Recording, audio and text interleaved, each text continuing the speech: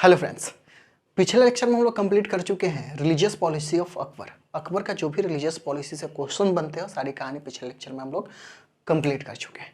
अब हम लोग आगे बढ़ रहे हैं। इस लेक्चर में हम लोग बात कर रहे हैं बैटल ऑफ तुगलकाबाद, जिसको हम लोग बैटल ऑफ दिल्ली भी बोलते हैं।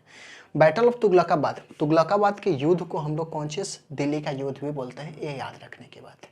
जो कि लड़ा कब गया था, तो 7 अक्टूबर 1556 ईस्वी में लड़ा गया था। याद रखिएगा, ये जो बैटल लड़ा गया था दो डायनेस्टी के बीच में लड़ा गया था, या फिर एम्पायर भी कह सकते हैं, मुगल एम्पायर और सूरी डायनेस्टी। याद रखिएगा, मुगल एम्पायर क्योंकि बहुत ज़्यादा एरिया में ये इसका शासन चलता था, इसलिए एम्पायर का था। सूरी जो है छोटे एरिया में कह सकते हैं इसका एम्पायर चल रहा था, जिसके कारण ये डायनेस्टी, एक खास घर के लोग उस पर राज कर रहे थे, इसलिए इसको डायनेस्टी बोला जाता है, मतलब वंश। तो सूरी वंश, याद रखिएगा, सूरी वंश का समाप्त होता है, फिर से मुगल एम्पायर फिर से रीएस्टैब्लिश होता है। मुगल एम्पायर 1526 ईस्वी में इंडिया में एस्टैब्लिश किया जाता है बाबर के द्वारा। वो कंटिन्यू चलता है 40 तक, 40 से लेकर के 55 तक बीच में जो रहता है सूरी डायनेस्टी राज करता है, सूरी वंश इस पर राज करता है। लास्ट में सूरी डायनेस्टी का लास्ट जो सिकंदर शाह सूरी के साथ में एक बैटल ऑफ सरहिंद होता है, जिसमें हुमायूं जो है जीत जाता है, और हुमायूं जीतने के बाद फिर से यहाँ पे इंडिया के अंदर में दिल्ली के ऊपर फिर से मुगल एम्पायर रीएस्टैब्लिश कर लेता है।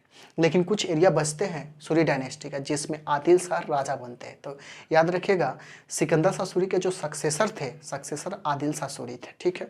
और आदिल शाह सूरी के टाइम पे जो उनके जनरल थे वो थे हेमू। याद रखिए, हेमू विक्रमादित्य। हम लोग बात करेंगे कि ये कौन थे। इतना सिर्फ याद रखिए कि सूरी डायनेस्टी के लास्ट कह सकते रूलर थे आदिल शाह सूरी, जिसका गवर्नर थे कौन, हेमू थे। अब ये जो लड़ाई लड़ा गया था बैटल ऑफ तुगलकाबाद, ये हेमू और मुगल एम्पायर के बीच में लड़ा गया था। मुगल एम्पायर उस समय मुगल के शासक जो थे वो कौन थे, याद रखिएगा, अकबर थे। क्योंकि 1556 ईस्वी में मृत्यु हो चुका था किसका, तो हुमायूं का। हुमायूं का मृत्यु होने के जस्ट बाद ही ये बैटल शुरू होता है। बैटल शुरू होने का रीज़न यही होता है क्योंकि हुमायूं डेथ करता है, और हुमायूं डेथ करता है जिसके कारण हेमू जो एक हिंदू रूलर थे, इंडियन थे, जो उनको एक अपॉर्चुनिटी देखता है कि फिर से हम लोग रीएस्टैब्लिश कर सकते हैं सूरी डायनेस्टी को, मतलब मुगल को फिर से उखाड़ के फेंक सकते हैं। और जो ही एक कहानी धीरे धीरे आगे बढ़ती है, बहुत सारे एरिया हेमू के द्वारा कैप्चर भी किया जाता है। लेकिन लास्ट एक बैटल होता है, सेकेंड बैटल ऑफ पानीपत, जिसमें हेमू मारे जाते हैं, हेमू विक्रमादित्य मारे जाते हैं, और फिर से मुगल एम्पायर जो है स्ट्रॉन्ग बनता है, फिर से उभरता है स्ट्रॉन्ग होकर के, क्योंकि सूरी डायनेस्टी इनके साथ ही साथ समाप्त हो जाता है। तो चलिए इसको हम लोग कंटिन्यू करते हैं, समझते हैं कि एक्चुअली बैटल ऑफ तुगलकाबाद क्या है। तो चलिए शुरू करते हैं आज का लेक्चर। मैं हूं के कसब और प्यारा चैनल आपका IK। चलिए ध्यान दीजिएगा, पहला चीज़, बैटल ऑफ तुगलकाबाद किसके किसके, सूरी और मुगल एम्पायर के बीच में लड़ा जाता है। सूरी और मुगल एम्पायर के बीच में ये बैटल लड़ा जाता है। सूरी डायनेस्टी की तरफ से लड़ने वाले हेमू थे। हेमू कौन थे, गवर्नर थे उस समय। सूरी डायनेस्टी के राजा कह सकते हैं आदिल शाह सूरी थे। और इधर मुगल की तरफ से हम लोग बात करें, उस समय जो राजा थे अकबर थे, क्योंकि हुमायूं का मृत्यु हो चुका था। मृत्यु होने के जस्ट बाद ही अटैक करते हैं हेमू, किसके ऊपर, तो मुगल एम्पायर के ऊपर। और ये बैटल होता है, जिस बैटल को हम लोग बोलते हैं बैटल ऑफ दिल्ली, दिल्ली का युद्ध भी इसको हम लोग बोलते हैं, जिसको लड़ा गया था 7 अक्टूबर 1556 ईस्वी में इसको लड़ा गया था। जस्ट एक महीना बाद एक बैटल होता है, सेकेंड बैटल ऑफ पानीपत, जिसमें हेमू और अकबर के बीच में लड़ाई होता है, जिसमें हेमू मारे जाते हैं और फिर से मुगल एम्पायर स्ट्रांग बनता है। तो याद रखिएगा, बैटल ऑफ जो तुगलकाबाद जो हुआ था, हेमू और तर्दी बेग खान के बीच में हुआ था, जो कि मुगल के तरफ से लड़ रहे थे तर्दी बेग खान, और यहाँ से सूरी डायनेस्टी की तरफ से लड़ रहे थे हेमू। हेमू बहुत सारे बैटल लड़े थे, 22 बैटल ऐसे लड़े थे जो आदिल शाह के लिए, जो कि जीते थे। कोई भी बैटल ये हारते नहीं थे। लास्ट एक बैटल था जिसमें हारे और इनका अंत हुआ। तो याद रखिएगा, ये जो बैटल लड़ा गया था तो दो आदमी के बीच में। अगर आपसे वंश पूछा जाएगा तो कौन चीज, तो याद रखिएगा मुगल और सूरी डायनेस्टी के बीच में। अगर आपसे मेंबर पूछे जाएंगे तो कौन सा, हेमू और तर्दी बेग खान, जो कि मुगल एम्पायर से होते हैं। ये बैटल जो है इंड होता है विक्ट्री ऑफ हेमू, इसमें हेमू जीत जाते हैं, मतलब सूरी डायनेस्टी के इसमें जीत होता है। यहाँ लिखे हैं the battle ended in a victory for the Hemu. Hemu को ये बैटल इंड होता है किसके लिए, हेमू के लिए। Who took the position of the Delhi, Delhi के ऊपर क्या करता है, अपना अधिकार आधिपत्य जमा लेते हैं और क्लेम द रॉयल स्टेटस, और अपना एक नाम में एक स्टेटस जोड़ते हैं जिसका नाम यहाँ से याद रखिएगा राजा विक्रमादित्य। तो किस बैटल के बाद हेमू ने अपना टाइटल कैसे राजा विक्रमादित्य, वो बैटल ऑफ कौनसी तुगलकाबाद के बाद ही लिया था। याद रखिएगा सूरी डायनेस्टी उतना एस्टैब्लिश उस समय, क्योंकि हम लोग जानते सिकंदर शाह सूरी के बाद जो आदिल शाह होता है उतना राजपाट में उतना इंक्लूड नहीं होते, तो जो भी काम देखना होता है वो हेमू ही देखते हैं।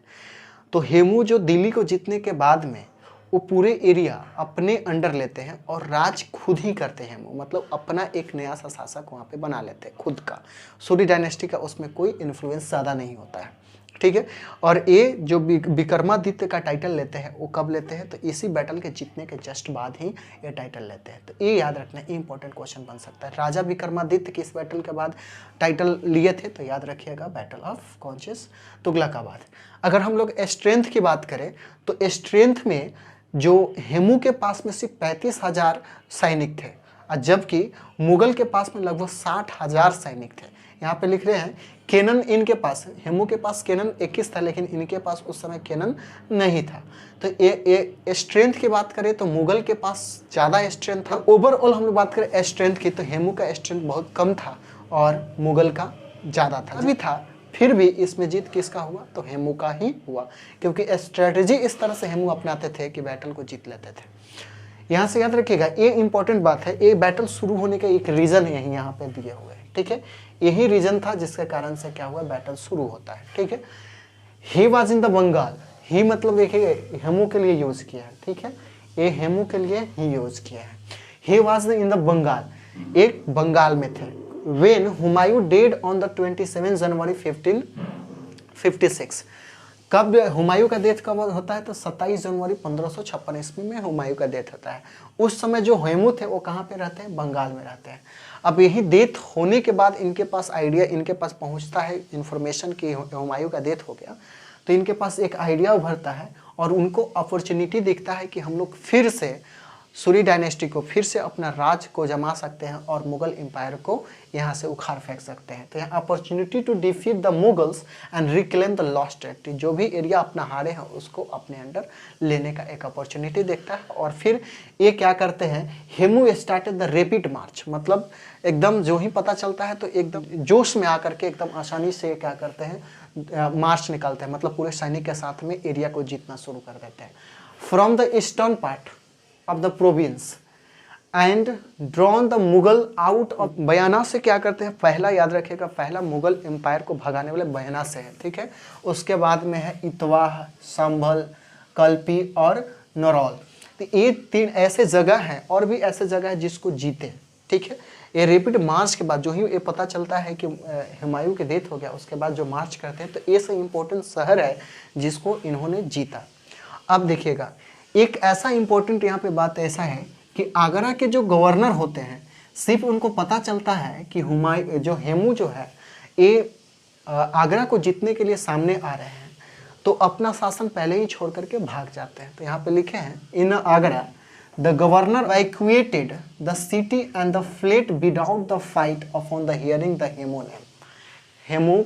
हेमू विक्रमादित्य का नाम सुनते ही जो आगरा के गवर्नर थे वो पहले ही भागे, लड़े ही नहीं, पहले ही भागे। ये कहानी होने के बाद अब क्या होता है, Hemu had capture the Agra, पहला क्या करते हैं, कैप्चर करते हैं आगरा को, और उसके बाद दिल्ली के लिए फिर से क्या करते हैं, यहाँ से ये आगे बढ़ते हैं दिल्ली को जीतने के लिए।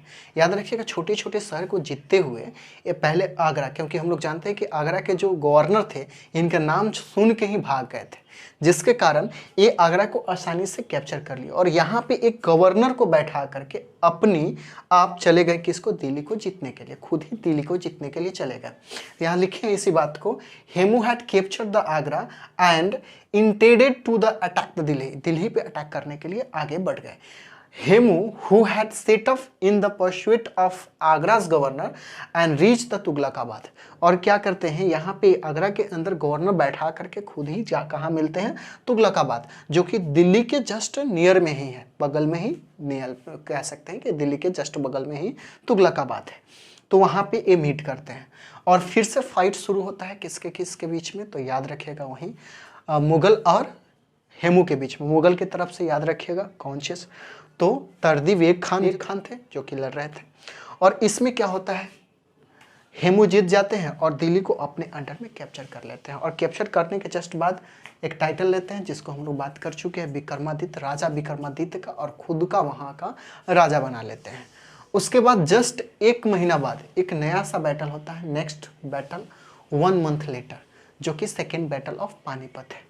तो ये बैटल जो ही दिल्ली को सोच, अब इनके पास हेमू के अंदर ये हो गया था कि अब तो दिल्ली जीत लिए, मतलब अपना राज फिर से आ गया। लेकिन ऐसा नहीं होता है, फिर से बैरम खान के कह सकते हैं, बैरम खान जो कि अकबर का सैनिक थे, उनके साथ में फिर से कन्फ्लिक्ट क्रिएट होता है और फिर से एक नया सा बैटल लड़ा जाता है, सेकेंड बैटल ऑफ पानीपत, जिसमें हेमू जो है मारे जाते हैं। हेमू क्या होता है, मारे जाते हैं। और फाइनली मुगल एम्पायर फिर से स्ट्रॉन्ग बनता है। उसके बाद मुगल एम्पायर आप जानते हैं कि कहाँ तक लेकर के चला है।